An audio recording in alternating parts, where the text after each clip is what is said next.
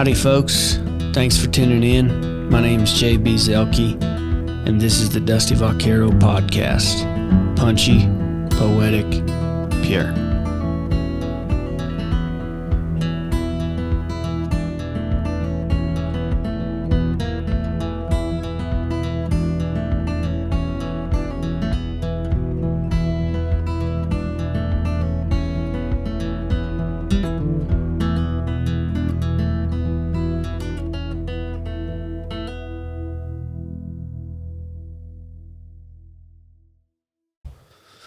All right, we're back in the saddle shop in Turkey, Texas. The Caprock Cowboy Fandango. Year number 2. Yep.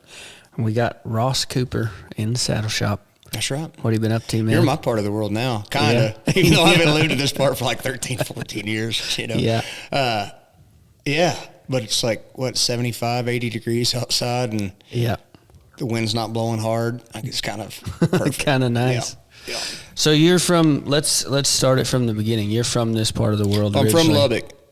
So yes and no, an hour and a half. But when you get to like West Texas, South Plains, and the Panhandle, I kind of lump it all together. Mm-hmm. When you go far West Texas, they're going to disagree. They're going to say Lubbock's not West Texas, but you know, it's all kind of depending on the weather and the year. It's all just kind of a fight to see who can be like the most miserable with where they live. But yeah, Turkey kind of became, so I'm from south of Lubbock. And then after college, I went to Nashville to write. And, but Turkey, maybe 10 years ago, it feels like I've been playing it that long. Turkey has kind of become like a second or third home, you know? Carly, who helps out Pat and Tina, you know, they all three, well, it takes a lot of them to run the hotel, but Carly has Amarillo ties and Lubbock ties, and I knew her before I'd met Pat and Tina. And I forgot who was the first person that told me, but it started getting around like, hey, you need to go to Turkey because it's this kind of oasis in the middle of nowhere. And I think the first time I played up here, it was like people from Lubbock, people from Amarillo, farmers, ranchers, hunters, and hipsters. Mm-hmm. You usually don't, you see those folks at shows, but usually not the same show. Right. And I think there's like 376 people that live in this town, and they serve something like 500 or 600 ribeyes, you know, so people are coming from everywhere to be here. Right. So yeah, it's a pretty special part of the world. Mm-hmm.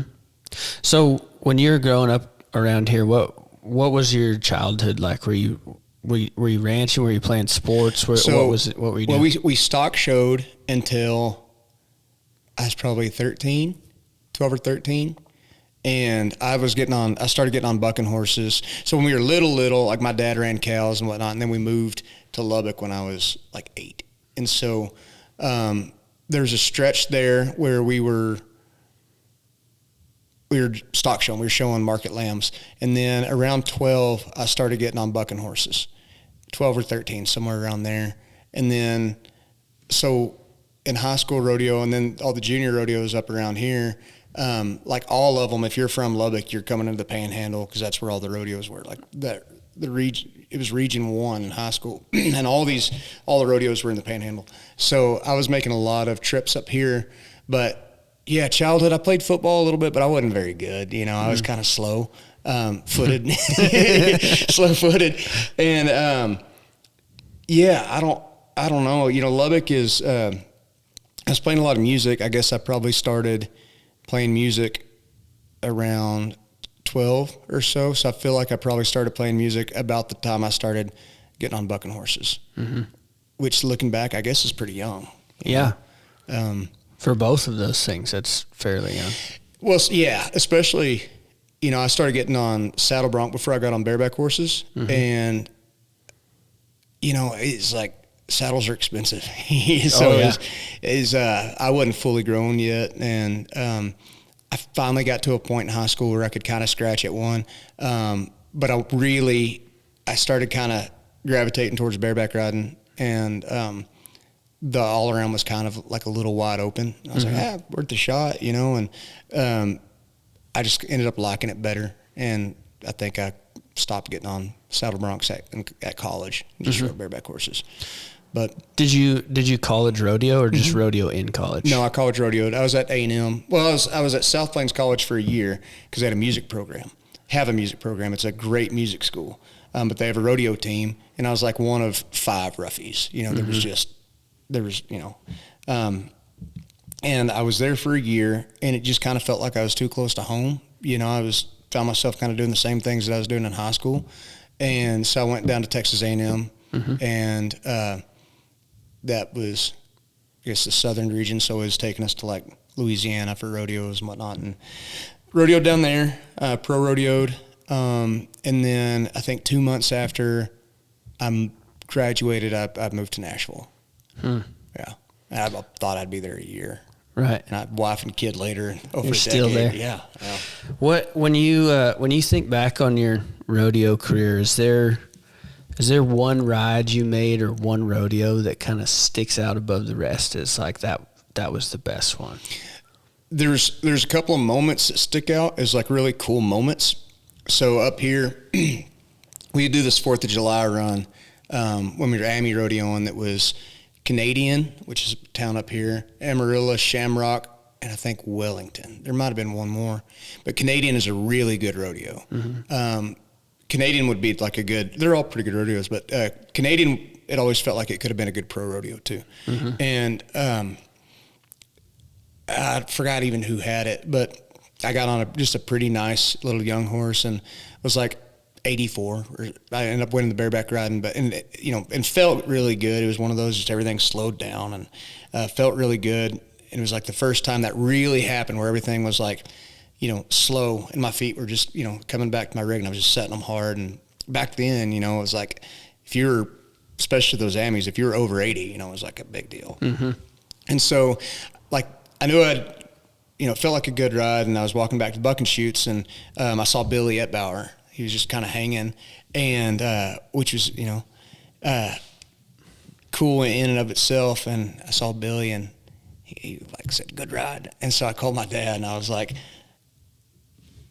Billy Ep.12 just told me I made a good ride. Yeah. And that was cool. That was cool. And then I remember there was another time where I was entering with like a Wes Stevenson, who taught me how to ride bareback horses, and Will Lowe and Tom McFarland, like the Wolf Pack, and they would take me to a couple of like circuit rodeos. And looking back, it was like, I was donating my fees to just learn how to ride bucking horses, and it was either my rookie year or my permit year or whatever. But anyway, I'd drawn just a pretty nice hopper and made a pretty good ride. Same thing. I was like 84 or whatever. And was like pretty proud of myself because, I was traveling with those guys on that weekend, and like, I was pulling a check, and those guys weren't, really. Right. They didn't draw good or whatever. And Wes, who's like a brother to me, truly, he came up to me and he said, "Hey, those last 2 jumps, like that's where you really need to just pow, pow, just hammer them. Those last 2 jumps where that horse gets empty, you need to get more aggressive."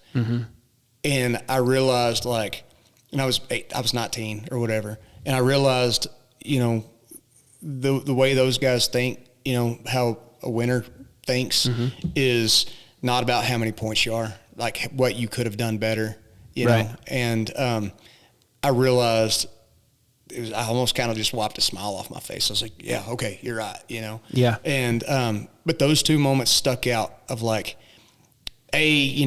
the Ep.12s were heroes, and kind of going to a cool 4th of July rodeo and seeing your hero tell you a good ride. And then the flip side of that coin is like a guy that is also, Wes is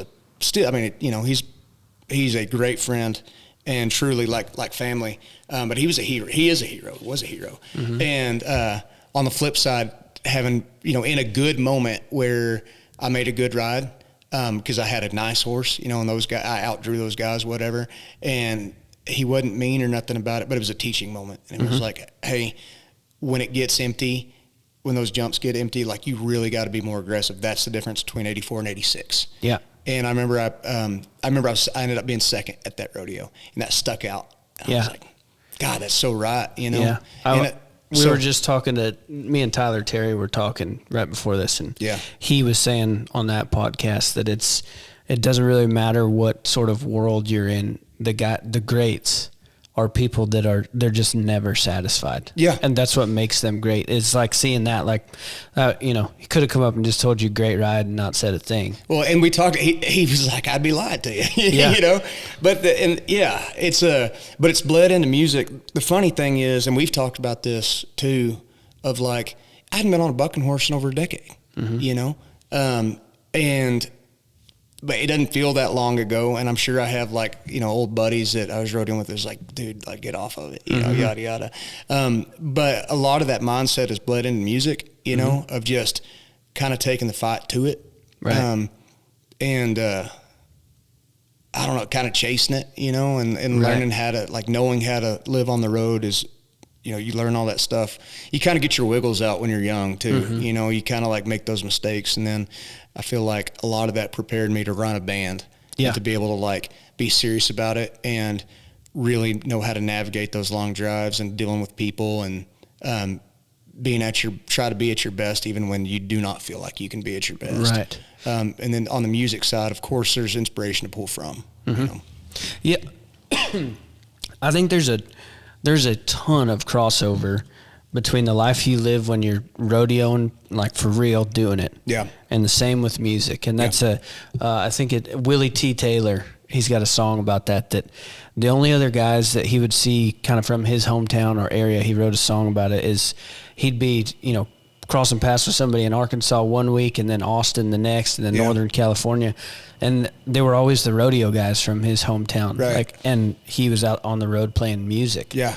And it's very much the same, it's crazy hours, long drives. Yep. You got to show up whether you like it or not and put on your best performance that you could put on. So there's not a lot of guys that have jumped from rodeo to music, but there's there's some pretty famous guys that have done that. And it's very similar skill set, I think, just managing your life. And somebody is always watching. I think that is maybe the most, I'm not a very mature person, but I think that's the most mature thing to learn is even when you don't feel like it, that anybody cares, there's always somebody watching in rodeo and music. So whether that means, always showing up, being aggressive or doing your best, even when you're sick or whatever, you don't care, whatever the thing is, or just trying to maintain that, as far as character goes, somebody's always watching you. And there's always going to be probably a little kid watching. Right. And I feel that more now than I ever did. We have a 13-month-old now, it just perspective changes. But it's definitely to do it the way that I want to do it. I'm not saying it's the right way, but to do it the way that I want to do it, it really those core values are pretty dang important, and what kind of example you want to set. And absolutely, I've not always been the best example setter, but right. When you went to college and you were rodeoing, what were you studying in school? Comm. It was wasn't ag comm. It was a liberal arts comm. Well, I studied music the first year at South Plains, and then when I transferred to Texas A&M, nothing transferred. Right. Yeah. So I think I took summer school. I did something. I still graduated in I think 4 years. I should have probably stayed for a fifth year. I don't know. But I studied comm, and I remember by my junior year, I got all my my lower levels or prereqs or whatever done. And in comm, you had to have a minor.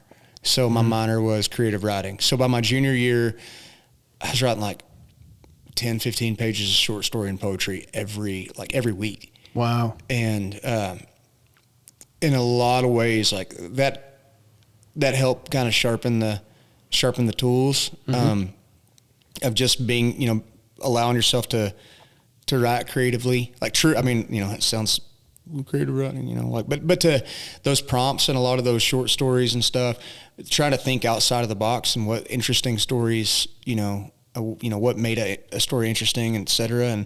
And then when I moved to Nashville, I felt like I had these sharpened tools, and then I realized I didn't. And it took another couple of years to like really realize, like finally kind of feel like I could hold my own as a song. And I still, most days, you know, it's always like something that you're trying to master. But I'm glad I at least studied that. I wanted to quit school like 2 or 3 times. Mm-hmm. So did the rodeo end when you moved to Nashville? That was when you stopped riding? Mm-hmm. And so you moved to Nashville. And but I wasn't planning on quitting. That was the thing.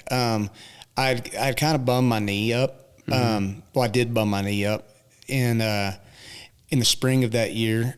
And like, I remember I'd always fought my head so bad. And I still have a tendency, I'm an overthinker. That's like the chink in my armor for sure, amongst other ones, you know, but, mm-hmm. I am such an overthinker, and, you know, like rodeo's 90% mental and the rest is in your head. Absolutely. So, I was fighting my head so bad, and my plan truly was, I took a saddle. I was riding around with the guy trimming horses and, you know, learning how to shoe. So I took a box full of tools, and I took my rigging bag. And the plan was I'd jump on with somebody and, trim horses and when I needed money and, mm-hmm. Then try to find some like pumpkin rollings up around there that I could kind of get my head back right, you know, and just go up to some Ammies or whatever, and then start entering again. And it was just such a culture shock because that didn't really exist up there. The only kind of, you know, horse type of people were like polo those big families in Nashville have polo teams. Mm-hmm. And I guess all those guys are Argentinian. Yep. And like they all shoe their own horses, like as you know, like they don't need any. And then, or it's draft horses, the Amish, and they shoot their own horses. Right. So that was off the table. And then there's some team ropings and stuff, you know, like there's ropings everywhere, but I didn't look super hard. I'm not gonna lie to you. I jumped in, like I cannonballed into music. But there wasn't, you know, coming from this part of the world, I was like, oh, there's always going to be something to enter. There's always something to enter. And there wasn't. Yep. And it kind of decided it for me, but I never made that conscious decision. And then I remember, you know, the first year, maybe that first year in Nashville or the second year, I was like seeing old traveling buddies like make the finals. And God, you just felt it, you know. Mm-hmm. And it kind of took a little time to reconcile because you feel like you're leaving something on the table of something that you truly love to do. Right. And then, you know, what my parents kind of always tried to teach us was don't do 2 things and do them half-ass, mm-hmm. you know. And it took a little while to, you know, kind of reconcile that little internal struggle. But, you know, I'll write songs until I die. Mm-hmm. And even on like the bad days, it sounds maybe kind of cliche or corny or whatever, but like it is a blessing to be able to create something out of nothing, even if that something isn't really that great, you mm-hmm. know, because I think I take for granted that a lot of people, you know, don't have that. Like to me, you know, like anybody, I really do think that anybody can write a song. Mm-hmm. And I guess I learned that that's not really the case, you know? So, you know, if I'm 36 years old, if I was, my shelf life rodeoing would, you know, unless I started roping, my shelf life would have been, you know, not that long. Right. But I can write songs for forever. Mm-hmm. So when what was kind of the deciding factor when you decided to go to Nashville? Because you're from this area. Mm-hmm. Lubbock has a great music scene, and Texas in general has a bigger music scene than, well, I guess Nashville's the only bigger one probably. Yeah. And what made you decide to leave the kind of Texas scene and go pursue stuff in Nashville? I think at the time, well, I know my reasoning was at the time, so my brother was living in North Austin, and I'd been going to Austin a lot, and I liked Austin. And at the time, there wasn't like a whole lot going on. It didn't seem like in Fort Worth. I was making trips back and forth to Lubbock, but the Texas music scene felt very kind of singular in mm-hmm. what was getting played. And, you know, now it's like this all-encompassing umbrella where you have guys like, you know, the the Wade Bowens or the William Clark Greens and to the Charlie Crockett's to the Paul Cawthons. It's like now it's everything, and it's awesome. I don't feel like that culture was that when I, in my my late teens, and especially, the internet and social media wasn't what it is now. Right. And Spotify wasn't what it is. Now it's like, I don't think you can live, Gregory Alan Isaacoff, he was like running like a greenery in Colorado. Is that the story? Yeah. But you can live anywhere, and please either edit that out or somebody fact check it. But I know that he was, you can live. I don't think it's as important now to live necessarily in one spot. But I was listening to some really cool records that were coming out of East Nashville. Andrew Combs, I forget which record it was, but I became a big fan of him, and then Robert Ellis. I started realizing that all these guys were making records in East Nashville, and that there was a scene there. And the more I kind of investigated it, the more like kind of just, I guess, interested I became in it. And so I figured I'd give it a year. And if I hated it, I'd go somewhere else. Right. And so I gave it a year, and then another year, and another year. And then I think what I've gained from it, love it or hate it, there's days where I do both, but it has more resources, business resources than anywhere that I've been. It's the only place that I know of that you can, have 3 writes in a week, have a publishing meeting, then go out on the road and do all this in the same week. You can stay as busy as you want to be. Not to mention that there's such a network of singers and songwriters and great musicians. Now the other side of that is I've been there long enough where it's like me and a buddy have joked like, I just want some normal friends. You know what I mean? Where we're not just all like songwriters and, just kind of the sky is falling, the world is ending, and like, we don't have these problems. But if Texas was, well, and now also like in the Texas music scene, all those guys, I see my friends that, my Texas friends probably more now than I ever did, because like they all come to Nashville to work. So that culture certainly exists now, where it wasn't really like that when I first moved. And if that culture existed back then, I don't know that I would have moved. Yeah. And what would that have looked like? Like I probably would have still been rodeoing. I don't know if I would have kept playing music. I don't know. Yeah. So we'll never know. Yeah. And that's the cool thing. Like I'm doing exactly what I'm supposed to do. Right. Exactly. Yeah. Something that I've heard from quite a few different people since I started kind of learning about all the music scene is these people will go from kind of small towns or different music scenes, and they go to Nashville thinking like, I'm pretty special. And then you get there and you go, whoa, there's some people that are way better than me at this, and this. But did you have a moment when you went to Nashville that was like kind of a welcome to Nashville moment where you're like, whoa, there's some really, talented people here? I mean, it still happens like every day. So there's not one like singular moment, but I guess I had a chip on my shoulder about what I thought Nashville music was. I knew that like East Nashville, where I was living and where I've lived up until last year, I knew that, I was in it for like kind of the subculture, because I knew how talented. I knew that the Music Row and commercial country music, that was the tip of the iceberg, and you had all this underneath, this kind of subculture of like all this really outstanding stuff that was happening. And I think by proxy, I didn't give like Music Row the credit that it deserves. It's first of all, it's an institution. Second of all, it's you get paid to write songs. You get a job to write songs. I just didn't like a lot of the songs I was hearing on country radio, and still don't. But I can turn on any station and not like a lot of the songs that they play on radio. But then I realized that I was wrong. That what you're hearing on radio is the smallest percent. It's the smallest of like 200, 300 songs get written every single day. Right. And most of the time what's getting written is like really good stuff that nobody is ever going to hear. Right.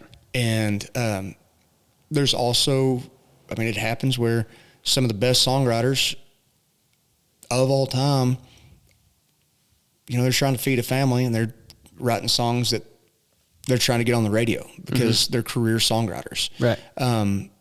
And yeah, I think it's just what game do you decide that you want to play? For me, I'm always going to be an artist. So on the songwriter side, I'm like, I need to know that I believe in that if I'm going to put it out. Right. And so the mudding and trucks and, kind of the party country, I don't write those songs because it's not what I do, but I think the older I get, the less I kind of look down my nose at those songs. Like somebody loves those songs, right? Like who am I to? The best thing you can do if you don't like that stuff, just don't listen to it. Just don't buy it. You don't have to. You don't have to. But I can't. It's just not for me. That doesn't mean it's not for somebody else. Can you talk about, this was something I never heard about until I started getting around songwriters, but can you talk about what a pub deal is? Yeah. Because I feel like the general public doesn't know what they are, doesn't even know they exist. So a pub deal is a publishing deal. So Music Row is, 2-3 roads that run through Midtown of Nashville that is all these old houses that are publishing companies. And so, basically, depending on what your goal is, if you want a publishing deal, you would call their creative and set a meeting, show them some songs, and then they'll start kind of getting you in with their writers, yada, yada. If they like what you're doing, then, you might get a deal out of it. It's kind of like a label deal, but it's just for songwriting. So they now own your publishing. And they set you up on rights and they pitch those songs. So they'll get a pitch sheet every week of, Chris Stapleton's looking for this, Blake Shelton's looking for this. And it's very specific sometimes too of like, Blake Shelton is looking for, I'm just for example. Blake Shelton is looking for songs about Oklahoma that don't mention the word truck, that do mention the words this and this, wants to, kind of have this appeal, whatever. And so, when you go and you can use those one of two ways. If you're, on the other side of the table, you can say, well, Jake has a song that he wrote 2 years ago that is that, so we're going to pitch that song. Or if you're a writer, you see that sheet and you're like, let's try to write for that pitch. Let's go try to write a song for that. I've never really tried to write I don't have a publishing deal, but most every co-write I have is with somebody who has a publishing deal. So you write over at Warner or Sony or Universal or wherever, Curb, whatever. I always just kind of like want to write the best song in the room, whether it's for me or somebody else. But so it's the business and job side of writing, of getting paid. The draw, what they pay you is not high. And you have like 2,000-3,000 writers in Nashville fighting over 200-300 jobs. It's not a lot of money right out of the gate, but it's the hope that you get a cut and then the next year you make a little bit more money. You make money off of, royalties, et cetera, et cetera. So, yeah. So in a nutshell, if you sign a pub deal, if you're a songwriter, everything you write while you're under that deal belongs to whoever you sign the deal with. Yeah. And they then kind of fast track it and hopefully pitch it to some big name artists. Well, so yes. So if you get hired to write, you have to turn in a certain number of songs per year. And so they'll pitch that's kind of like, let's say that on your deal, you have to turn in 24 songs, which sounds like, that's kind of nothing, in a year if you can't write 24 songs, but you're not going to turn in technically every song. But yeah, so there's your Schedule A, which is your back catalog, and then everything that you write underneath that deal. But yeah, if I get signed to by Hotel Turkey Music, or if they had a publishing deal, everything that I would write underneath that deal, they would own the publishing too. Belongs to them. Yeah, because I feel like when I heard about that, I didn't realize that there was people that do that for a living, but there's legends that that's all they ever did, and we might not, the general public may not know their names. Yeah. But they've written so many of the songs, every word to, that you can sing along. But they just kind of are almost in the shadows, I guess. The Alan Shamblins of the world that wrote, The House That Built Me and a million other songs. And, but, like when, Willie was kind of a no-name, and I think he wrote for Bobby Bear at Bobby Bear's publishing company when he first moved to town. And yeah, this is the business side of music business, and sometimes it's like not very fun. It's very important to show up, and be as good as you can. And even if it's something, if you're a single rider in a three-way ride, and let's say that the other two folks really want to chase something, well, buddy, your name's on that song. So you might not like the topic, but you better try, because I don't know, like everybody's been in those situations where you're like, oh man, I don't really love the song that we're writing. But if you're in the room, it's like, no matter what, your name's going on it, so you better try as hard as you can. Yeah, make it as good as you can. Yeah. Are there any songs that you've been a part of that people may be kind of surprised to know that you wrote on them? I don't know. I'll write anything. First of all, I love music. So there's some songs that probably nobody's heard, that are like pop songs or rock songs or very off the wall folk songs or whatever, that I've been a part of writing, that I've loved to write. That's not ever what I put out, right. but as far as like something has come out, I don't think so. Or maybe I should word it like this: like, people can go on Spotify and look up your songs and hear you sing them. Yeah. But are there other songs that you've written that people, that got cut by other people that folks would know? Oh yeah. So the biggest one is Ringling Road by William Clark Green. And that did a lot for me as a writer. I had this idea of what success as a songwriter meant. And to me, it meant this, like, cut by this, because I was because I live in Nashville, it's like this major label cut, yada, yada. Well, that song's got like 30 something, maybe more, I don't know, 30 something million plays. Yeah. Just on Spotify alone. You know, that song, when I was in college, that song was on constantly. It was everywhere. And I was living in Nashville and had no idea. And it's like, how incredible is it that you think it looks one way, and then you have this song that literally kind of became part of the zeitgeist, up down here and, where you live and yada, yada. And it's like with one of your best friends. It's like, that it doesn't get much cooler than that, you know?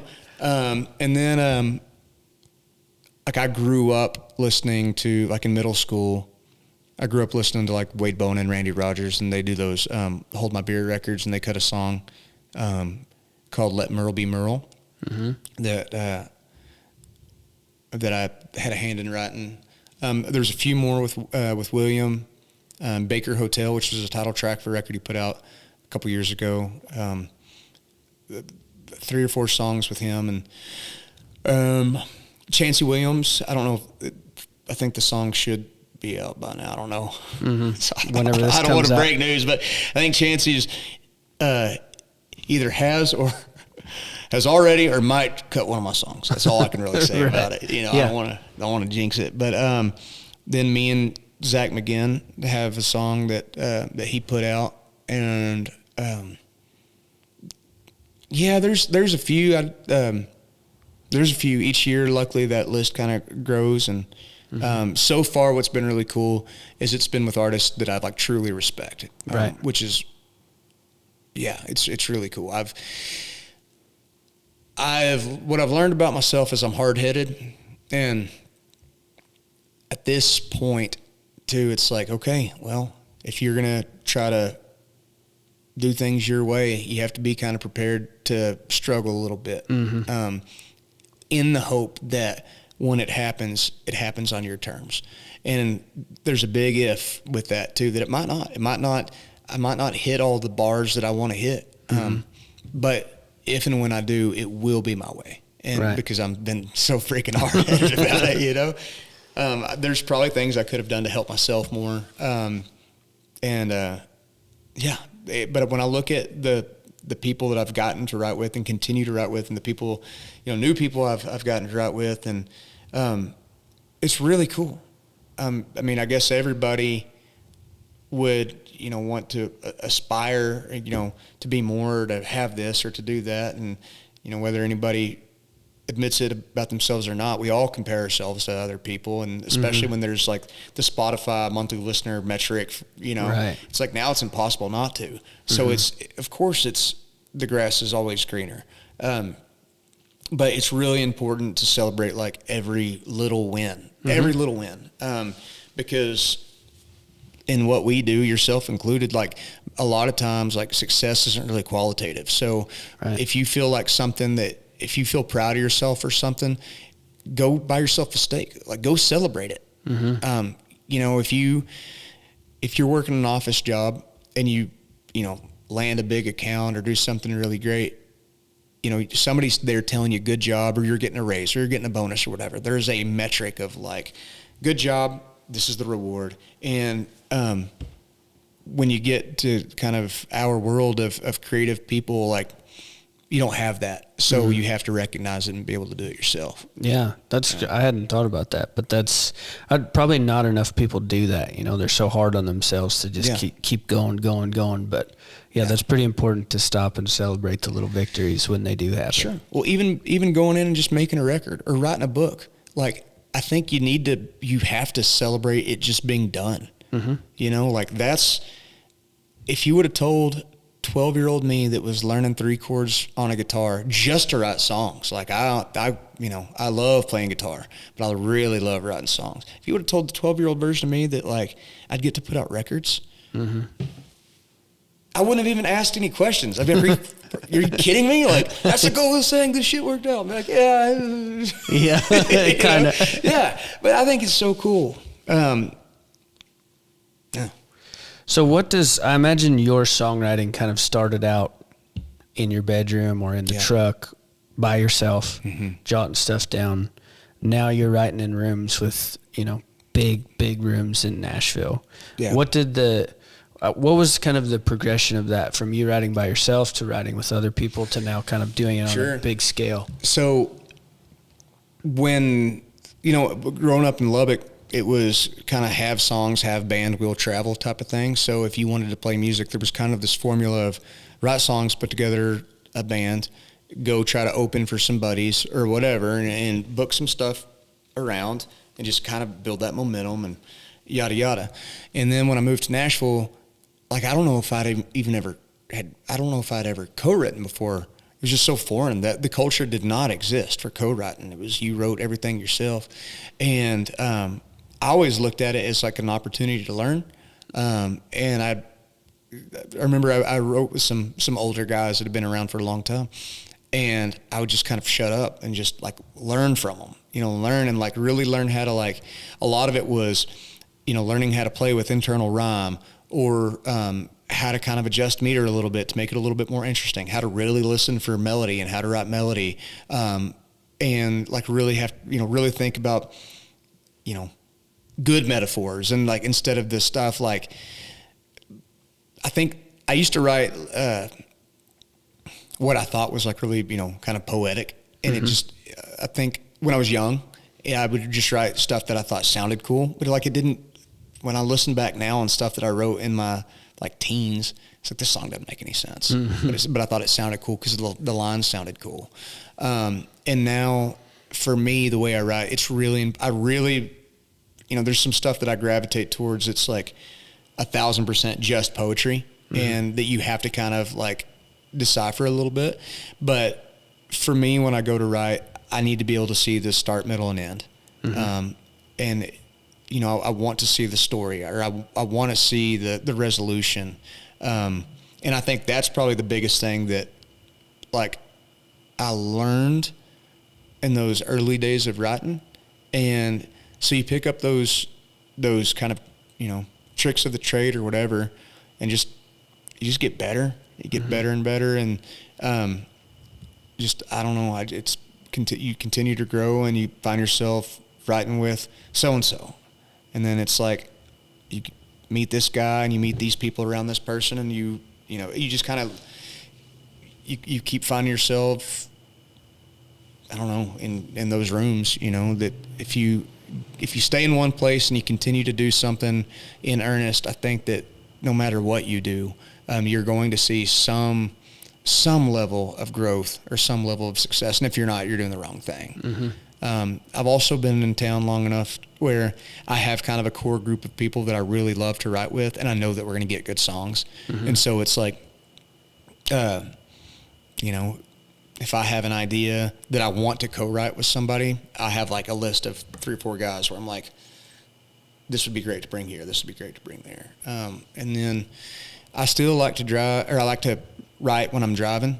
That's probably when I write the most songs by myself. And I think that there's so much value. And for me, there's value in both, of co-writing, because I love it. And it's also seeing somebody else's perspective is going to be something that you wouldn't have written by yourself.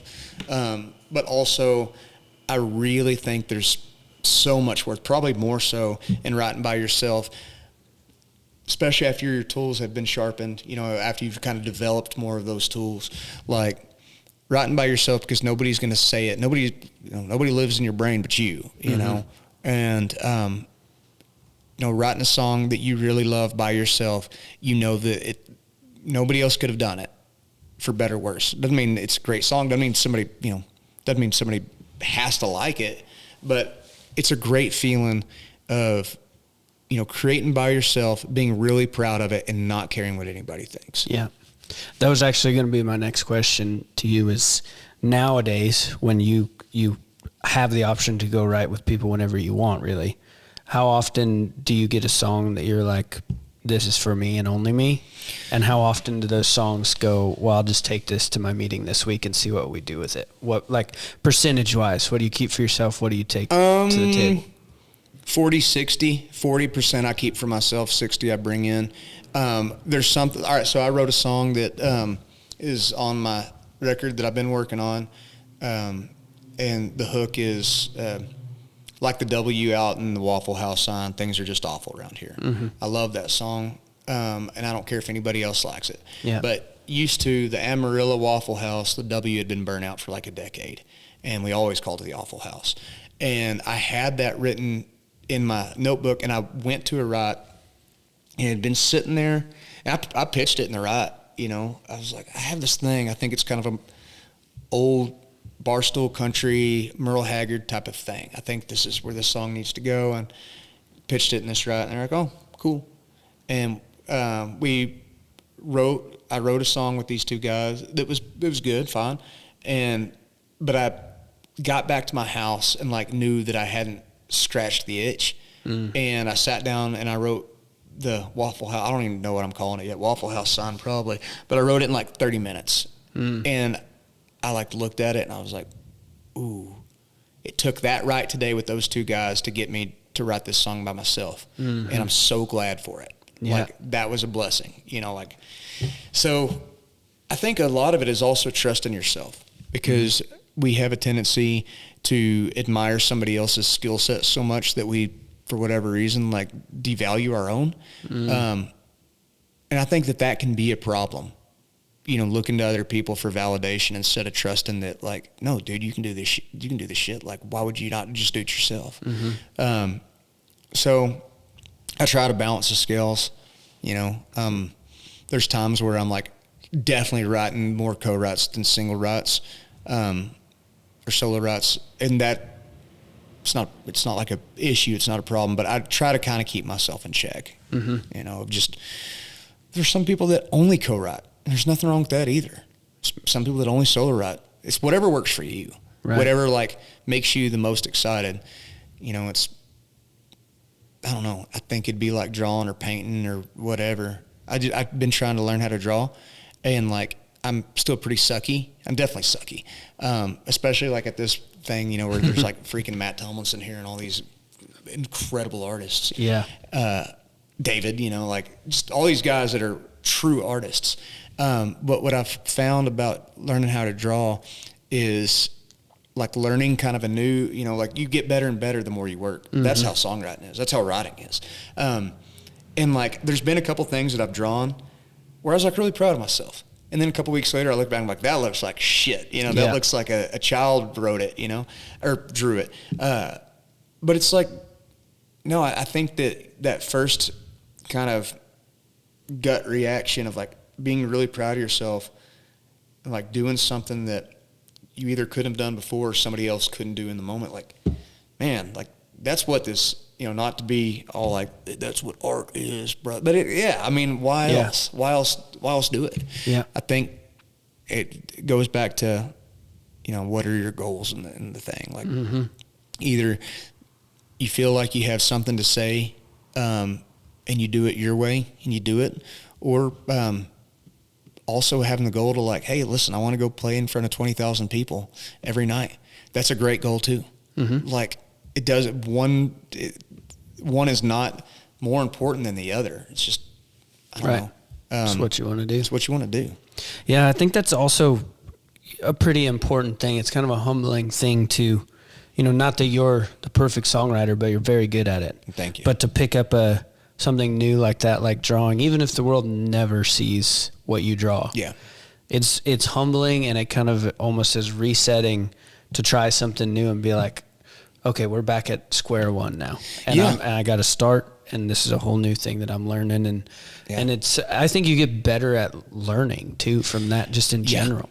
Yeah, I think so. And as long as it's something, what I found about what I've kind of realized about myself too is that if I'm, when I'm really interested in something, I obsess. I kind of have some OCD tendencies for another time. Anyway, but if I like draw something and I fail or whatever, if I'm trying to draw something new or like study a technique or whatever and I fail, but like I go to bed like wanting to draw more the next day, because I kind of hit a threshold with drawing. Like when I'm sitting down, I'm like, that's crappy, or oh, that's cool, or whatever. But I kind of like with writing songs, sometimes it's the same thing where like spend a few hours, I'm like, I'm done for today, but I still like want to write the next day. And drawing has kind of been that, where I'm like, okay, I don't feel like I can do anything more today. I'm kind of tired of it today, but I do want to draw them. Like I'm excited about the prospect of drawing the next day. And then I started learning upright bass too. And that's kind of a weird, wild world. And that's been a lot of fun too. So I don't know. I'm just trying to kind of, and then also, you know, we got the kid, just trying to kind of keep my hands moving, you know? Right. Yeah. I had just speaking about learning, when I was probably 18. Yeah. And there was this old man named Wayne Brown that worked on the same ranch that I was working on. And he was like he had cowboyed his whole life, got so crippled up that he kind of got stuck running machines, because that's really all his body could do anymore. So he was teaching me to run a swather. And I had never run one in my life. And he had me sit in the cab with him, and he drove for about half hour, and I watched what he did. And then he put me in the driver's seat, and he sat in there with me for about half hour. And right as I felt like I was sort of getting the hang of it, he said, okay, that's it, get out. I was like, what, did I do something wrong? He said, no, nothing was wrong, but you're done for today. Just go home, you're done. He said, and he taught me that, you know, like day one or just at the beginning of things, that when you're trying to smash it and like force it to work, you're not really doing much good. And so he had me step away, and the next day I came back and it all worked even better, and I understood it better. So I've used that in a lot of other places in my life, where it's like when you're trying to learn something new, not that you should quit when you're frustrated, but there is a point where that's enough. Yeah. Step away from it. And when you come back, it's somehow like your brain has processed it a little bit better. Yeah. And you can look at it with kind of more of clear sight, I suppose. 1,000%. I started playing golf a couple of years ago too, and I kind of get focused on that. But it's the same thing of like knowing when to step away, knowing when you're not doing any good, you know, when you're not, there's no longer a marginal gain, you know? Right. So. At some point you've taken 100 swings and you're so tired that your swing's not getting better. Exactly. You're just teaching yourself bad habits. Bingo. 1,000%. 1,000%. Yeah. Yeah. It's interesting how different people learn, because I don't think that's necessarily true for everybody, but for a lot of people it is, because You know, you can't just force it all the time. I think I'm a learner by doing and like feeling what the mistakes are and then feeling what the right way is, you know, or try, like I don't know, monkey see, monkey do, like watch somebody do something, feel it for myself, you know, and, I don't know, like I'm kind of the type of guy that if I'm having to put something together, my instinct is like to not really look at the instructions. I've got better about it, but just kind of, I guess everybody learns different. There's no wrong or right way, but I like that of like, feel what it's like to do it the right way and then not create bad habits. Sure. So how many albums do you have out now? Oh God. Put out my first one when I was 18. I put out an EP when I was 21. You can't find either one of those anymore. I've scrubbed the internet from them. It was like songs wrote when I was 15. You know? Yeah. And, or 14 even. 18, 21. I put out another record when I was 23, maybe. So that's 3. Horses 4. After I rode the Wild Horses, Chasing Lies 5. Chasing Lies, and then Lightning Heart was 6, and then 7. God, yeah. 7 albums, and 5 that I count because the first 2 I scrubbed the internet from. Actually, the first 3. Yeah, just was young, you know, and I don't know. And was the last one you did was the one that was live here in Turkey, right? Yeah, that was a cool deal. I was at a spot where I'd put out an album called Lightning Heart that I loved that album, and like nothing happened with it. And you know, I had the team behind it, and it just fell flat. And I'm used to that. Like, you have to, if you get into this, like, you have to be okay with that. You have to be okay with, like, there's this great Ethan Hawke interview where he's like, you know, if you go into acting, you have to make peace with the prospect of you being teaching theater at like a community college somewhere. Like, you can only do so much. The rest isn't really up to you. And I think that there's a lot of truth to that. But when Lightning Heart, man, I had high hopes for it. And for whatever reason, it really kind of like, yeah, like it hurt when it didn't do something, I assigned so much meaning to that record, you know, and like what that success would represent and yada, yada. So when it didn't, it was like, it was the equal and opposite. It was like, okay, well, what does the lack of success represent? Like, why are you doing this? Like, what are you doing it for? You know? And I'd like put down the guitar, and I just would, I'd resent it, you know? And, which is really dumb. It's a stupid thing to do. When you rely on something, you know, that much to bring you, like, you know, when I do this, you know, when I hit this benchmark, like, I'm going to be happy or whatever, then you're putting an unfair amount of pressure on whatever that thing is, you know, like just the guitar. I love picking up the guitar. I love playing guitar, and I love writing. But if I was only, you know, writing to create, and I have this, everything is riding on, you know, all this pressure is riding on this thing, like, to make me happy based off of a certain level of success, and that's too much pressure. Like, it'll never make you happy, you know? Like, that's like saying, man, I really love playing baseball. I don't, but, you know, I really love playing baseball. And what a great game, you know, if I'm not in the major leagues by 2 years, then, you know, like, whatever, you know, but that's the big goal. Well, then, like, what happens if you don't hit that? Then you're going to be miserable. Right. It's with whatever. And that was happening.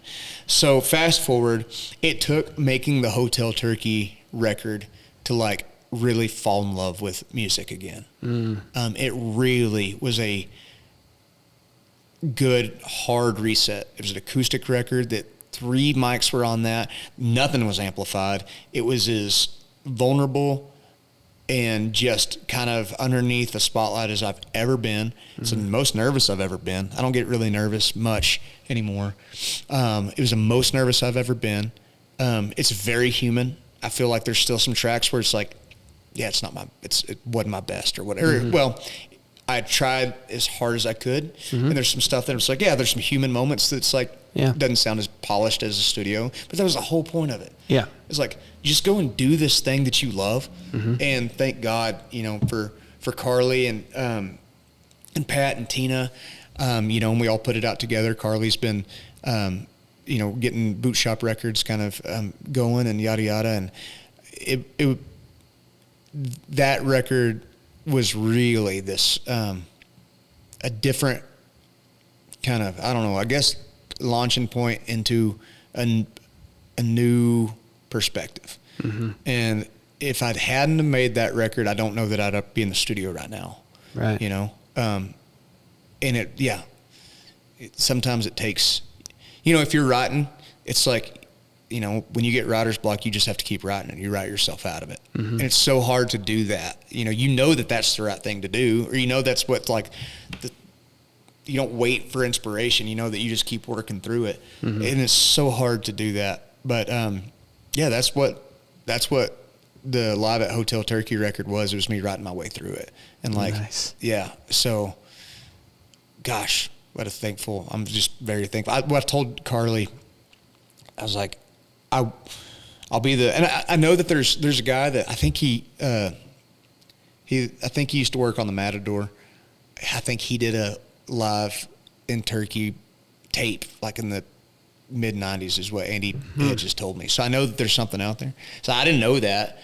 But anyway, I told Carly, I was like, I'll be the first in whatever this iteration of Hotel Turkey, because it's just blowing up. Everybody knows about it now, which is amazing. It's like, I'll be the first to make this record here, but I will not be the last. It will happen. It'll happen soon. Somebody else will make another live record. Right. And so now I'm really kind of subscribing to the belief of like, if something feels kind of easy, like that's okay. I think that we have if your work feels easy, you feel like you're not working hard enough. Yeah. It's stupid. It doesn't have to be a fight all the time. Doesn't have to be a fight. Like it does not that's the best way to say it. It doesn't have to be a fight. Yeah.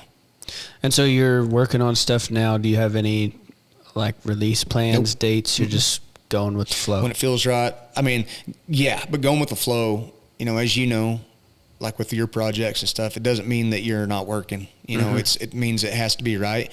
I'm in no hurry. It will be done. I'll know when it's time to. I'll probably trickle out some singles or whatever, but I'll know when it's time for it to have come out and. Yeah. And you're you played Dusty Vaquero Days last year, first one ever. Yeah, that was a blast. Playing it again this year. It'll be a blast too. Yep, it'll be a good time. Do you have a lot of shows planned coming up to the? No, I don't, because I don't really have anything to like really push. And I was telling Ryan Klein the other day, who's been helping me out, I was like, okay, I'm like, foot's going back on the pedal. Like when I kind of get in that go mode, then it's let's go, go mode. But even that has to feel right now, not to, launch into a whole other conversation about it. But, there's fewer shows now, like across the board. Social media is kind of everything now, TikTok's kind of everything, yada, yada. It's just changed a lot, and that's okay. But also don't like have any want to really go like headline anywhere right now. I mean, Lubbock here, that's a separate thing, but like it's not as important for me to like try to route 2-3 weeks of shows where I'm, headlining Thursday, Friday, Saturday night in a market that I have barely any history in. Like that doesn't do anything for the venue and it doesn't do anything for me. Right. And it's changed a lot again. Like, used to it was just, that's how you worked. That's how you hustled. And there's probably somebody that's going to be listening be like, well, yeah, no, duh, you go and want to open for other people. Like, of course, you know, but the bulk of, you know, even if it's a, you know, let's say that it's a good guarantee in a market that you don't know about versus, you know, $250 to go open, but in front of, you know, 2,000 people, you go open in front of 2,000 people and make sure you have good merch. Right. You know, go make some fans. Yeah. So I don't know when it feels right. And if I'm awarded that opportunity to get back out on the road, I'll do it, and I'll do it as hard as I can. But right now, like, I'm just enjoying it. You know, just, you know, want to do more stuff like this. Yeah, you know, absolutely. And like, it's like the things that me and Brennan Green were talking about this, you know, he's a working cowboy, and like, man, I know for a fact that guy would just love to stay out on the road playing music. And then I've been doing nothing but music for over a decade, and any opportunity I get to be a horseback and go work, swing a rope. Yeah. Like I take those opportunities where, you know, if I can go disappear and, you know, the grass is always greener. Go play cowboy and go, you know. Yeah. Yeah. It's the grass is always greener, 1,000%. So, but we'll, it also, like, I hope that I'm able to kind of give that to my kid too, you know, like when she starts kind of, you know, starting school or whatever, like we're going to be in a spot where, you know, she can have a horse, and, you know, I always wanted to have the opportunities that we had growing up, you know. All we wanted to do was rodeo. The only thing I ever wanted to do was rodeo and play music. And then, luckily, like later in life, I got the opportunities to go, you know, do a little ranch work, et cetera, et cetera. And, I just wanted to, like, I don't want her to be a town kid, you know? Like, and, you know, there's a lot of planning that's happening right now that I really want to happen for her. And, you know, my wife is from Memphis, Tennessee. The first rodeo she'd ever went to was the NFR round 7 the day before we got married in Vegas. Oh, man. And now she's learned a whole lot. I don't know if I told you this or not. So, we were going to a buddy's Brandon in Nebraska. Like, I guess north of the Sand Hills, you know, like way up there. And, she was like, my wife was like, you know, I don't want to sound like an idiot if I'm like asking questions. She was asking a lot of questions. I was like, first of all, if you're asking, like, you're going to sound like an idiot if you assume you know something you don't. Like, don't ever feel like an idiot for asking questions. Absolutely. Unless it's a stupid question. Right. You know, like, it's like, don't ever feel like an idiot for asking questions. So we go brand cattle. We're driving back to Nashville, and in this herd, there's like this one, you know, out of all these black cattle, there's one little Charolais. I'm like, I don't really love Charolais, but that's a cute little calf right there, you know. And O'Neill, without missing a beat, goes, no, not me. I like baldies. I was like, yeah, this is great. Like, she would have 3 days before, she had no idea, you know. So, it'll be cool to be able to kind of, you know, see what this second or third part of life, or whatever part of life I'm in, you know, with our daughter, what we can make it look like. That's kind of a cool thing. You know, music's always going to be there. There's always going to be a van and trailer somewhere, like, but there's things that we want out of life that I feel like we're closer to them when we're farther away from people. You know, being out here, it's like, just kind of finally breathe a little bit. And my wife she's a ride or die, and she'll, you know, if I told her today that I like got a place here, she'd be like, cool. Do we even need to pack up? Should we just like just leave it all? Just leave it all, you know? So yeah, that's pretty cool. It's just really cool.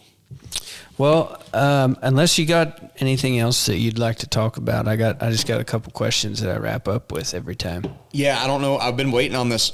Hold on, let me call Hayden. Okay.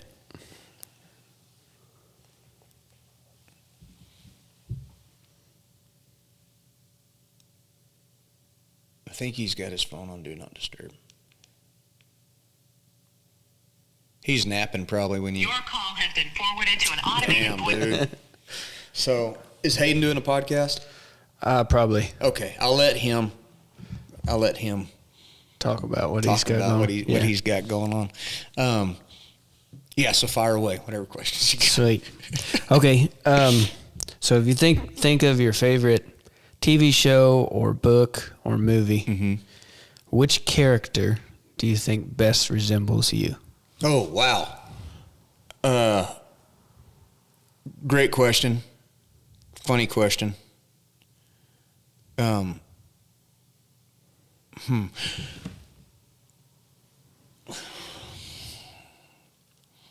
think we probably like always want to assume that we're going to be the protagonist.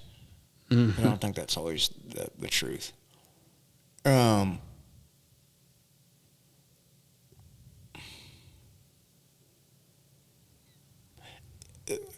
Maybe when I was younger, I'd say probably like a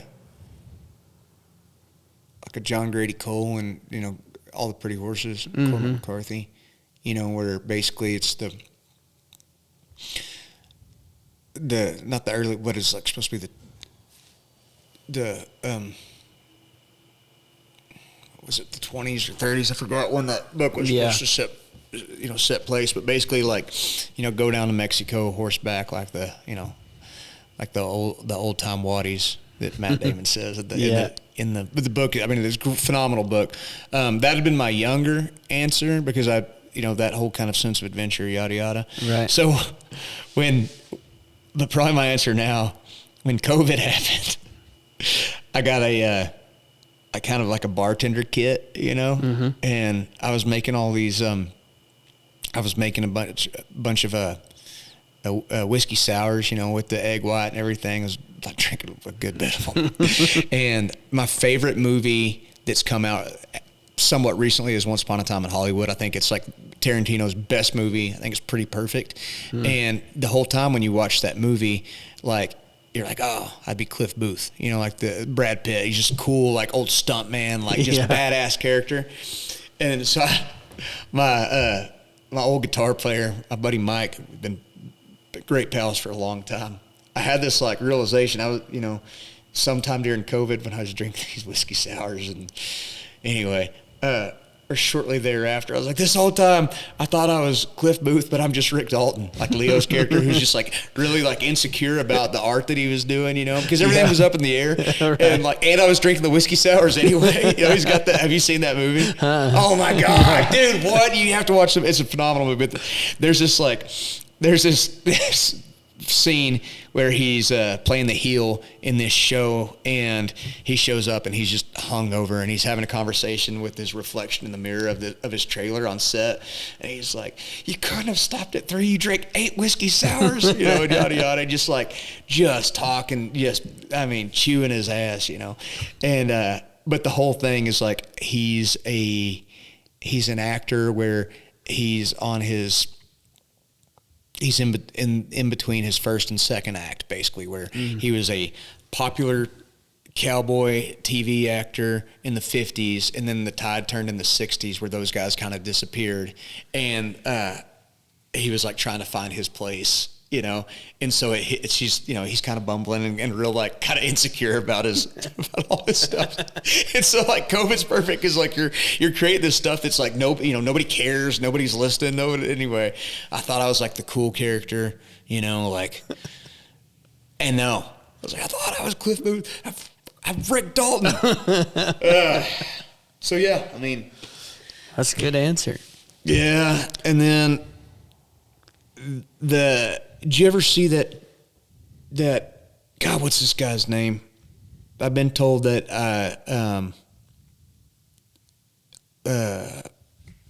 that I remind people of the guy. What was that show? It's a New Girl. You ever seen that show? Mm-mm. Yeah, my wife watched it a little bit. There's a guy on there named Jake. He's in that movie like Let's Be Cops. You've seen him in like a lot of stuff and didn't know. Anyway, I've got that a lot. Like, hey, you gotta remind me of how you act. You gotta remind me of that guy. All right, I got one final question. Yep.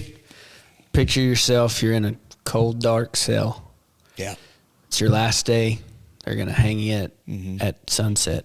A guy comes by, you get one last meal, and you get to play or listen to one last song. What's the meal and what's the song? Oh, good God. What a really, really, really great question.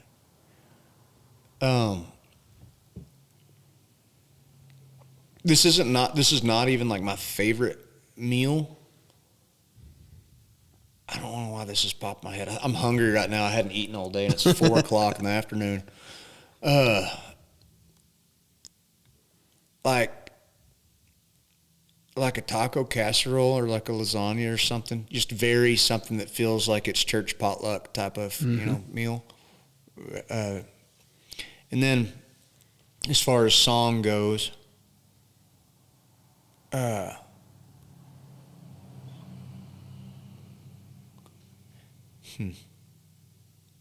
maybe Come On Up to the House. A Tom Waits. Hold on, let me look.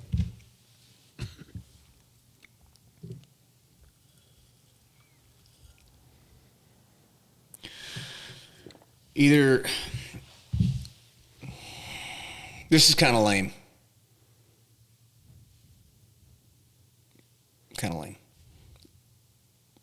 My wife sang harmony with me on a song that I put out that I wrote about her. I wouldn't listen to the song because it's my song, but it'd be cool to hear my wife sing. And then she sent me some voice memos when she first started kind of singing and she's got like a beautiful voice, and not many people know that or have heard it. And she sent me some voice memos of her singing songs, and that would be cool. That'd be way cool. Yeah. That's one of the best answers I've got to that. I mean, the rest is just, I don't know. I'd probably. Also, I write enough songs and I listen to enough songs where I'd probably not want to listen to anything, Too busy overanalyzing all that stuff. Like, God's sakes, give it a rest. Just silence. Yeah. Okay, well, where can folks find you out there on the internet, find your music, all that stuff? Yeah. Instagram, Ross Cooper or Ross G. Cooper. Facebook, if people still use that, I don't know, Ross Cooper Music. And TikTok, I think it's Ross Cooper Music. I got to get better. I know that it seems like I'm like the wind is out of my sails answering this, but it's because I haven't been posting very much. I've been in dad mode. Ross Cooper Music, I think that's the one on TikTok. Spotify, love to hate it, but it's on Spotify. Anywhere. There's a couple of Ross Coopers, but most of them are not me. Right. You can find me pretty easy. Yeah. It's wherever. Sweet. All right. Well, I sure appreciate you. Oh, likewise. And it's a good time. If we haven't already seen you in Gillette, we'll see you in Gillette. Absolutely. It'll be bigger and better this year, so. I'm already looking forward to it. All right. Well, we'll see you on the next podcast.